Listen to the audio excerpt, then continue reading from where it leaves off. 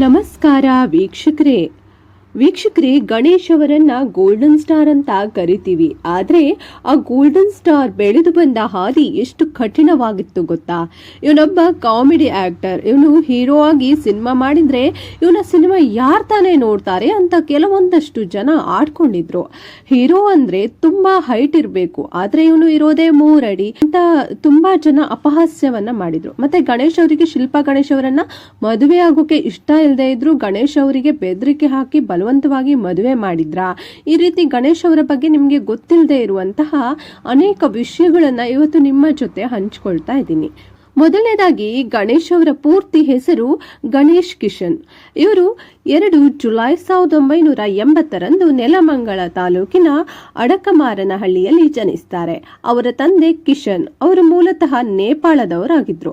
ಅವರು ಗೋರ್ಖಾ ಕುಲಕ್ಕೆ ಸೇರಿದವರು. ಅವರ ತಾಯಿ ಸುಲೋಚನಾ ಅವರು ಕರ್ನಾಟಕದವರೇ. ಗಣೇಶ್ ಅವರಿಗೆ ಮಹೇಶ್ ಮತ್ತು ಉಮೇಶ್ ಎಂಬ 2 ತಮ್ಮಂದಿರು ಕೂಡ ಇದ್ದಾರೆ.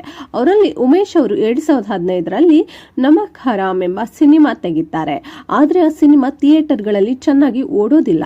ಚಿಕ್ಕಂದಿನಿಂದಲೂ ತುಂಬಾ ಚೇಷ್ಟೆ ಮಾಡ್ತಾ ತುಂಟಾಟಗಳನ್ನ ಮಾಡ್ತಿದ್ದ ಗಣೇಶ್ ಅವರು ನೆಲಮಂಗಲದ ಬಸವೇಶ್ವರ ಸ್ಕೂಲ್ನಲ್ಲಿ ತಮ್ಮ ಪ್ರಾಥಮಿಕ ಶಿಕ್ಷಣವನ್ನ ಪಡಿತಾರೆ.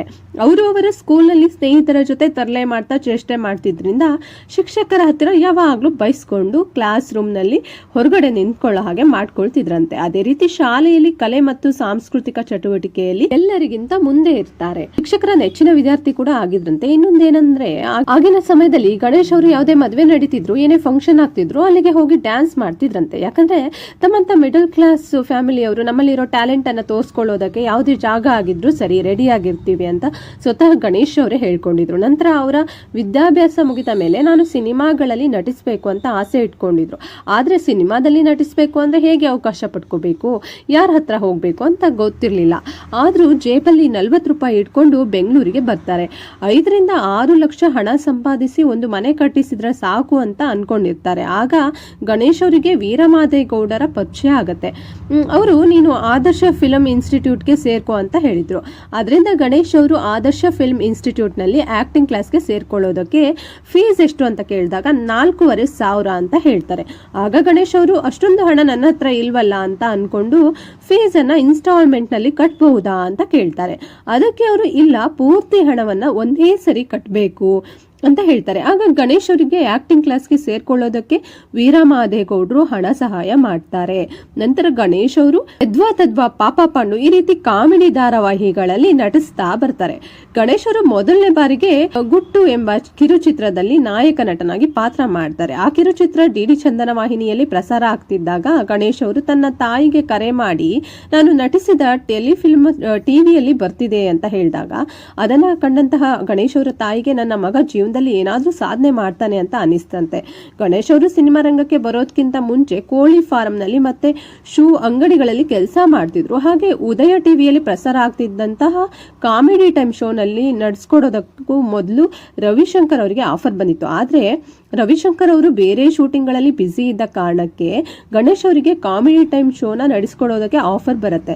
ನಂತರ ಕಾಮಿಡಿ ಟೈಮ್ ಶೋ ತುಂಬಾ ಫೇಮಸ್ ಆಗುತ್ತೆ. ಜನ ಗಣೇಶ್ ಅವರನ್ನ ಇಷ್ಟಪಡೋದಕ್ಕೆ ಶುರು ಮಾಡ್ತಾರೆ. ಆ ಶೋ ನಡೆಸ್ಕೊಡೋದಕ್ಕೆ ಗಣೇಶ್ ಅವರಿಗೆ ಪ್ರತಿ ಎಪಿಸೋಡ್ಗೆ 1,250 ರೂಪಾಯಿ ಕೊಡ್ತಿದ್ರು. ಹೀಗೆ ಒಂದ್ಸರಿ ಗಣೇಶ್ ಅವರು ಮಂಗಳೂರು ವುಡ್ಲ್ಯಾಂಡ್ ಹೋಟೆಲ್ಗೆ ಹೋಗಿರ್ತಾರೆ. ಆಗ ಅವರಿಗೆ ಜಗದೀಶ್ ಅವರು ಪರಿಚಯ ಆಗಿ ಅವರಿಬ್ರು ಊಟ ಮಾಡ್ತಾ ಇದ್ರು. ಬೇಕಾದ್ರೆ ನೀವ್ ಯಾಕೆ ಹೀರೋ ಆಗಬಾರ್ದು, ನಿಮ್ಮ ಚಿತ್ರಕ್ಕೆ ನಾನು ದುಡ್ಡು ಹಾಕ್ತೀನಿ ಅಂತ ಜಗದೀಶ್ ಅವರು ಹೇಳಿದ್ರಂತೆ. ಇದರಿಂದ ಗಣೇಶ್ ಅವರು ಚೆಲ್ಲಾಟ ಎಂಬ ಸಿನಿಮಾದಲ್ಲಿ ಹೀರೋ ಆಗಿ ಪಾತ್ರ ಮಾಡ್ತಾರೆ. ಆ ಸಿನಿಮಾ ಬಿಡುಗಡೆಯಾಗಿ ತುಂಬಾ ಚೆನ್ನಾಗಿ ಓಡುತ್ತೆ. ಯಾವಾಗ ಚೆಲ್ಲಾಟ ಸಿನಿಮಾದಲ್ಲಿ ಹೀರೋ ಆಗಿ ಪಾತ್ರ ಮಾಡಿರೋದು ಗಣೇಶ್ ಅವರು ಅನ್ನೋ ವಿಷಯ ಗೊತ್ತಾಗುತ್ತೋ ಆಗ ತುಂಬಾ ಜನ ಚೆಲ್ಲಾಟ ಸಿನಿಮಾದ ಡೈರೆಕ್ಟರ್ ಮತ್ತೆ ಪ್ರೊಡ್ಯೂಸರ್ಗೆ ಯಾಕ್ರಿ ಕಾಮಿಡಿ ಟೈಮ್ ನಲ್ಲಿ ಇರೋರ್ನೆಲ್ಲ ಹೀರೋ ಮಾಡ್ತೀರಾ, ಅವ್ರ ಸಿನಿಮಾ ಯಾರು ನೋಡ್ತಾರೆ ಅಂತ ಕೆಲವೊಂದಷ್ಟು ಜನ ಗಣೇಶ್ ಅವರ ಮುಂದೆನೆ ಬೈಯೋಕೆ ಶುರು ಮಾಡಿದ್ರಂತೆ. ಇಷ್ಟು ಅವಮಾನ ಮಾಡಿದ್ರು ಕೂಡ ಗಣೇಶ್ ಅವರು ಸುಮ್ಮನೆ ಇರ್ತಿದ್ರು. ನಂತರ ಯೋಗರಾಜ್ ಭಟ್ ಅವರ ಮುಂಗಾರು ಮಳೆ ಎಂಬ ಸಿನಿಮಾ ಮಾಡೋಕೆ ಪ್ಲಾನ್ ಮಾಡ್ಕೊಳ್ತಿರ್ತಾರೆ ಅನ್ನೋ ವಿಷಯ ಗೊತ್ತಾಗುತ್ತೆ. ಗಣೇಶ್ ಅವರಿಗೆ ಯೋಗರಾಜ್ ಭಟ್ ಅವರು ಮೊದಲೇ ಗೊತ್ತಿದ್ರಿಂದ ಯೋಗರಾಜ್ ಭಟ್ ಅವರಿಗೆ ಗಣೇಶ್ ಅವರೇ ಫೋನ್ ಮಾಡಿ ಮುಂಗಾರು ಮಳೆ ಸಿನಿಮಾದಲ್ಲಿ ನಾನೇ ಹೀರೋ ಆಗಿ ಆಕ್ಟ್ ಮಾಡ್ಲಾ ಅಂತ ಕೇಳಿದಾಗ ಯೋಗರಾಜ್ ಭಟ್ ಅವರು ಈ ಸಿನಿಮಾಗೆ ನೀನೇ ಸರಿ ಅಂತ ಹೇಳಿದ್ರಂತೆ. ನಂತರ ಮುಂಗಾರು ಮಳೆ ಸಿನಿಮಾ ಶೂಟಿಂಗ್ ಗಳೆಲ್ಲ ಮುಗಿದು ಥಿಯೇಟರ್ಗಳಲ್ಲಿ ರಿಲೀಸ್ ಆಗುತ್ತೆ.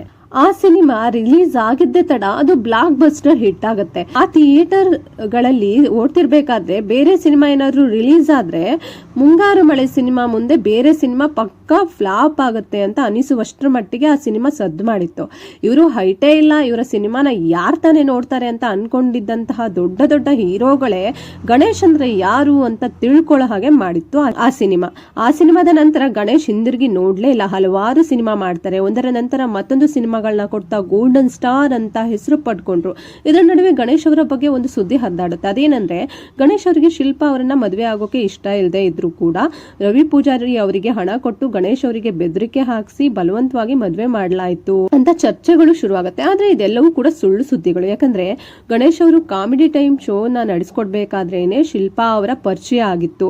ಶಿಲ್ಪಾ ಅವರು ಕೂಡ ಗಣೇಶ್ ಅವರ ಸಿನಿಮಾ ಶೂಟಿಂಗ್ ಗಳಿಗೆ ಹೋಗ್ತಿದ್ರು. ಮತ್ತೆ ಮೊದಲು ಗಣೇಶ್ ಅವರೇ ಶಿಲ್ಪಾ ಅವರಿಗೆ hi this is comedy time Ganesh ಅಂತ ಮೆಸೇಜ್ ಅನ್ನ ಮಾಡಿ ಪ್ರಪೋಸ್ ಮಾಡಿದ್ರಂತೆ. ನಂತರ ಅವರಿಬ್ರು ಇಷ್ಟಪಟ್ಟು ಗಣೇಶ್ ಅವರೇ ಶಿಲ್ಪಾ ಅವರ ಫ್ಯಾಮಿಲಿಯನ್ನ ಒಪ್ಪಿಸಿ ಮದ್ವೆ ಆಗಿದ್ರಂತೆ. ಹೀಗಿರುವಾಗ ಗಣೇಶ್ ಅವರು ಹೇಗೆ ಶಿಲ್ಪಾ ಅವರನ್ನ ಬಲವಂತವಾಗಿ ಮದುವೆ ಆಗೋಕೆ ಸಾಧ್ಯ? ಹಾಗಾದ್ರೆ ಜನಗಳಿಗೆ ಗಣೇಶ್ ಅವರ ಮದುವೆ ಬಗ್ಗೆ ಈ ರೀತಿ ಒಂದು ಸಂಶಯ ಬರೋದಕ್ಕೆ ಕಾರಣ ಏನಂದ್ರೆ ಗಣೇಶ್ ಅವರು ಯಾರಿಗೂ ಹೇಳ್ದೆ ಕೇಳದೆ ಶಿಲ್ಪಾ ಅವರನ್ನ ರಾತ್ರೋರಾತ್ರಿ ಮದುವೆ ಆಗಿದ್ದು ಎಲ್ರಿಗೂ ಕೂಡ ಡೌಟ್ ಬರೋ ಹಾಗೆ ಮಾಡಿತ್ತು. ಆದ್ರೆ ಅಸಲಿ ವಿಷಯ ಏನಂದ್ರೆ ಗಣೇಶ್ ಮತ್ತು ಶಿಲ್ಪಾ ಅವರು ತಮ್ಮ ಮದುವೆಯನ್ನು ತುಂಬಾ ಚಿಕ್ಕದಾಗಿ ಮಾಡ್ಕೋಬೇಕು, ರಿಸೆಪ್ಷನ್ ನ ಗ್ರ್ಯಾಂಡ್ ಆಗಿ ಮಾಡಬೇಕು ಅಂತ ಪ್ಲಾನ್ ಅನ್ನ ಹಾಕೊಂಡಿದ್ರು. ಅದೇ ರೀತಿ ಅವರ ಮದುವೆಗೆ ಫ್ರೆಂಡ್ಸ್ ಗಳನ್ನ ಮತ್ತೆ ಫ್ಯಾಮಿಲಿ ಅವರನ್ನ ಮಾತ್ರ ಕರೆದು ಸಿಂಪಲ್ ಆಗಿ ಮದುವೆ ಆಗಿದ್ರು. ರಿಸೆಪ್ಷನ್ಗೆ ಎಲ್ಲರನ್ನು ಕರೆದು ರಿಸೆಪ್ಷನ್ ಮಾತ್ರ ಗ್ರ್ಯಾಂಡ್ ಆಗಿ ಮಾಡ್ಕೊಂಡಿದ್ರು. ಇದಿಷ್ಟು ಇವತ್ತಿನ ವಿಡಿಯೋ. ಈ ವಿಡಿಯೋ ನಿಮ್ಗೆ ಇಷ್ಟ ಆದ್ರೆ ಲೈಕ್ ಮಾಡಿ ಹಾಗೂ ಕಮೆಂಟ್ ಮಾಡಿ ವೀಕ್ಷಕರೇ. ವಿಡಿಯೋ ನೋಡಿದ್ದಕ್ಕಾಗಿ ಧನ್ಯವಾದಗಳು.